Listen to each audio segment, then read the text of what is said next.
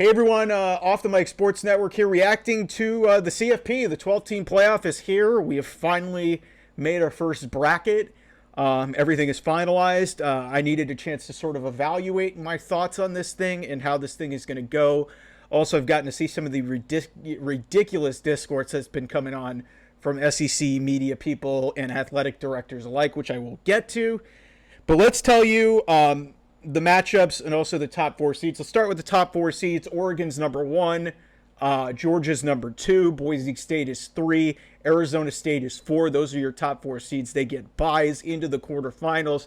Really outstanding for Arizona State and Boise State are able to get byes into the quarterfinals, which is great. We'll see how they fare with the extra time to prepare and potentially having facing a superior opponent from a bigger conference. So we'll see how that goes. The first round matchups on campus, Clemson goes to Texas in the 5-12 game. Clemson, the last team in, but they stole a bid. The first ever bid stealer in the history of college football, which is great. Tennessee, the number 9 seed, will take on Ohio State at the Shoe, which will be an outstanding game. SMU, the 11th team, they were the last at-large team into this field. They are the 11th seed. They take on Penn State. That'll be a very interesting game. And then the last first-round game, Indiana at Notre Dame. Indiana, the number 10 seed. A lot of people not happy that Indiana got in. I thought they did. They only lost one game this season. They go to Notre Dame to take on the Fighting Irish for the Battle of Indiana, which will be great. And just for those of you wondering how this is going to work out, the winner of Clemson, Texas goes and plays Arizona State in the Peach Bowl.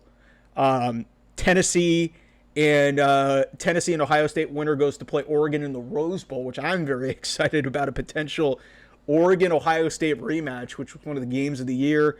Then SMU Penn State would go play. The winner of that game would go play Boise State in the Fiesta Bowl, and then the Indiana Notre Dame winner would go to the Sugar Bowl to take on Georgia. And then from then on, we'd go into Cotton Bowl and Orange Bowl, and then it would set up for the national championship game in Atlanta. So that is the 12-team field. Now, for the reactions that have been transpiring since I'd say about 1 p.m. Eastern, when this was revealed by about 12:30 Eastern. By about 1 p.m., you get into NFL football, and still people were talking about what I talked about late overnight into Sunday morning with the news of SMU losing at the gun against Clemson in a really just an outstanding finish. Clemson earned their way into this thing. If you don't like Dabo Swinney, I don't care for him. I think he's kind of gone, he's kind of been past the times, but somehow, some way, they're able to find their way. They're the first ever 3-loss team to make it in the playoff. We've got 2-loss teams, but we get a 3-loss team into this playoff, but they earned their way in. They won the conference championship. I'm glad they didn't devalue at that because SMU lost. And we'll see how the ACC fares. And yeah, the story here is the College Football Playoff Committee did the right thing. And I know Bama fans are going to come raging on this video, or these SEC homers, and they're going to tell me, well, you know what? Hey, and I've heard and I'll talk about one of the worst arguments I've heard, but if you're an SEC fan and you want to stand your ground honestly and say that Alabama should be in over SMU, listen, I'm not here to argue about who the better team is. I'm here to argue who has the better resume, because that's what this is about. The games have to matter. And it'd be one thing if Alabama had 3 losses and a bunch of their games were against like a Georgia and a Tennessee, and they lost a close game to Tennessee. That was one of their losses. They beat Georgia. Congratulations. You want to know what else they did this year? They lost to Vanderbilt and Oklahoma. And by the way, they lost by Oklahoma a couple weeks ago by 3 touchdowns. That should disqualify you from any consideration. The only reason why Alabama was in this discussion is because of who they are as a brand, and also because, hey, they beat the SEC champion Georgia. By the way, they blew a 28-point lead. Listen, I like Kalen DeBoer. I've been on this channel. I've been on multiple shows. I covered him when he was at Washington. I think he is an outstanding coach. And this is not going to be a great look that he couldn't make the first college football playoff. But it is hard following a legend. And the reality is this Alabama team underachieved. You cannot, you get one mulligan with Vanderbilt, and then you lose to Tennessee. Tennessee's in this thing, which, okay, it was on the road. But then you lose to Oklahoma by 3 touchdowns. Oklahoma, I talked to my buddy Chris Plank, who's an Oklahoma sideline guy. This is one of the worst Oklahoma team in the last 2 decades. They're a 500 team. This is not a good Oklahoma team, and they got destroyed. That has to matter. SMU, on the other hand, you could say, oh, they didn't play in the SEC, they get destroyed.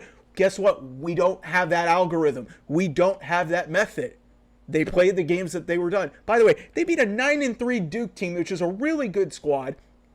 Their only other loss outside of Clemson, they didn't lose a game in conference in the regular season, which has to matter. I said that before. And then, so they lose to Clemson on a last-second 56-yard field goal to lose the ACC championship game, a game that they came back in, by the way. And then their other loss is to BYU. BYU, a team that was in control of potentially winning the Big 12 until they lost a couple games down the stretch. And it was only a 3-point game. They didn't get boat raced.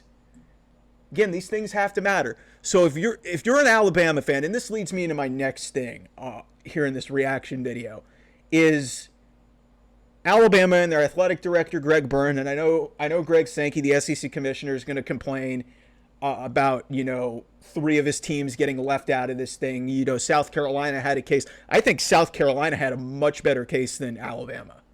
The problem that was working against them is they started the season 3-3 and they had some bad losses. Ole Miss had some bad losses down the stretch. You can't lose to Kentucky and you can't lose to Florida. Yes, you beat Georgia, congratulations, but Alabama beat Georgia too and they didn't get it. So, but the media likes him, specifically Greg Byrne, and this is how you know it's bad. And listen, I am not one for Elon Musk's X, Twitter, but community notes sometimes can be a really beautiful thing. And the fact that Greg Byrne, the athletic director of Alabama, got community noted for his tweet saying, yeah, we've got to schedule we have to schedule weaker non-conference opponents. When the reality is their 3 losses didn't happen in the non-conference. You beat Mercer. You beat the worst Wisconsin team that didn't make a bowl for the first time in 2 decades. So you beat that Wisconsin team. You beat Louisiana Monroe. I can't even remember who the hell else they played because it was so irrelevant. In their 8 conference games, you lose. And then, like I said, don't lose to Vanderbilt. Don't lose to Oklahoma. And you are in this playoff. Don't do that. Now, had SMU lost big against Clemson, this would be a different argument. And Bama would have gotten in. But SMU lost in the most dramatic way possible, and that kick altered the course of college football.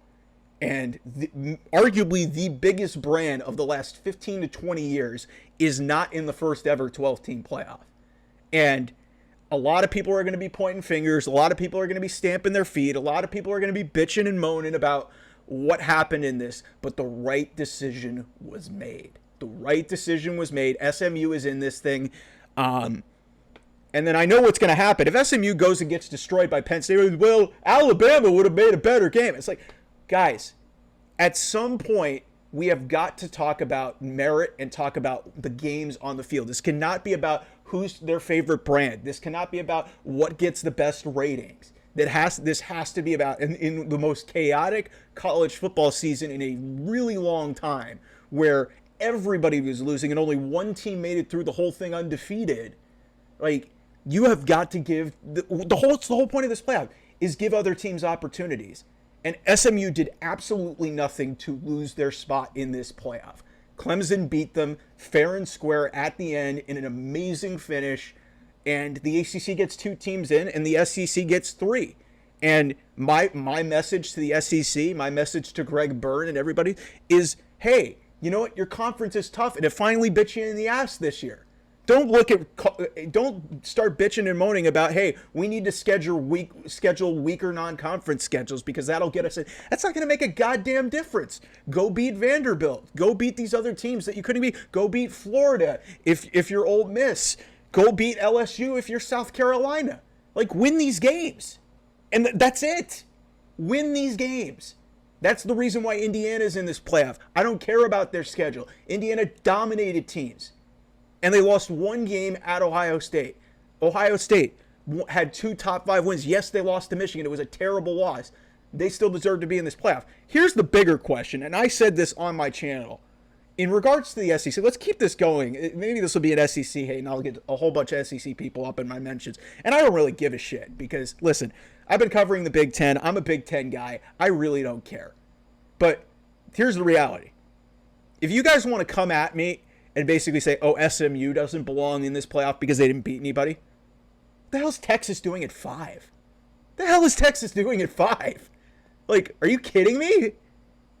Their best win is at Michigan. Their best win's at Michigan. Michigan's what, a 7-5 team? Come on. They lost to Georgia twice.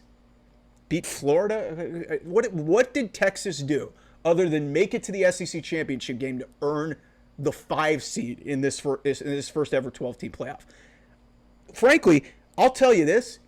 If Texas didn't win or didn't make it to the SEC championship game and lost to Texas A&M, I don't think Texas is in this thing right now. I don't think they're in. I just don't see a reason that Texas would be in without any significant wins whatsoever. They went to overtime in the SEC title game, but they lost to a backup quarterback. I don't think they should be at 5. I think Penn State and Notre Dame have a legitimate argument for where they're seated. Ohio State, you know what? I see where they are at 8 just based off the way the rankings are. But man, you know, it's just that's just ridiculous. So listen, if you're an SEC fan and you want to bitch and moan about this type of shit, just like I said, this isn't about non-conference. This isn't about 8 or 9 conference games. This is about you guys beat up on each other. You cannibalized each other. I experienced this covering the Pac-12. The Pac-12 killed each other in the 4-team era. And they only made it twice. Oregon in the first year and Washington in the last year. The Pac-12 just kept beating each other up to the point where nobody was able to make it.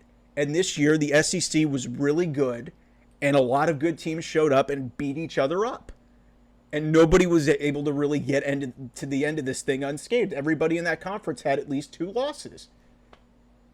So I have no sympathy whatsoever for Alabama fans. I thought that there was a possibility that they make this a popularity contest, but then again, I reevaluated my opinion about how that SMU Clemson game in the ACC championship game ended, and here we are. So that's my thoughts on that. If you want to get at me, at Off the Mic 28, at OT Mike Sports, I really don't care. Bama, you have no leg to stand on. Stop bitching about it. Don't go and schedule weak-ass non-conference schedules because that's not the reason you didn't get into the playoff this year. The reason you didn't get into the playoff this year is you lost to Vanderbilt and you lost to Oklahoma. 2 really average to bad teams. Ole Miss, you didn't get in. You lost to a terrible Kentucky team, and you lost to a Florida team that's mid. South Carolina, you can't start the season 3-3. I was hoping South Carolina would get in because they were really a lot of fun, and honestly, they're probably playing about as well as anybody down the last 6-7 weeks of the season. They're not in because of what they did. It's about the body of work. It's about the games. It can't be about popularity. It can't be about brand. That's not what this is about. So I'm glad that the committee got this right. We'll have a whole hell of a lot more talking about this. I'm excited to see Ohio State and Tennessee in the shoe. It'll be interesting to see how Ryan Day and company rebound. Ryan Day really coaching for his job in a lot of people's eyes, including mine. And then they would potentially get a reprieve and a potential rematch against Oregon, which they didn't get in the Big Ten championship game. That would be insane to think about. So anyway, I will talk to you guys soon. Bye-bye.